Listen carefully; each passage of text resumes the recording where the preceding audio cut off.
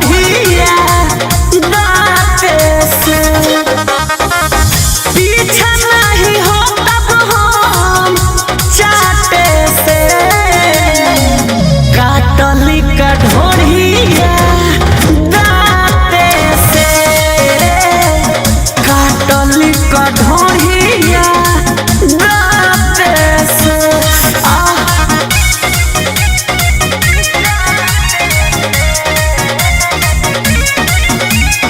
Music by Arya Sharma.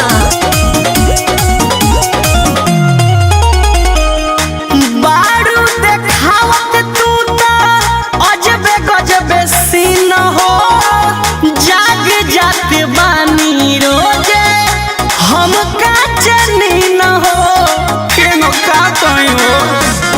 आय हाय बारू देखावत तू तो उल्टा सीधा सीन हो, जाग जात बानी रोजे हम का चनी न हो।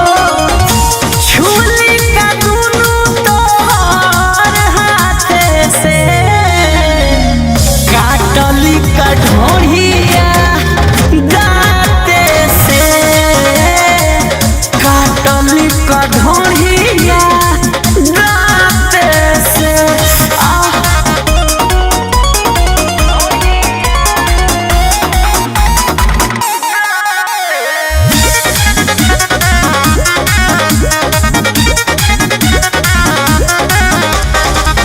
रह जाता मन हमार असही मचल के, जानी तारा पाव राजू राजा चल चल के, काहे न करलू।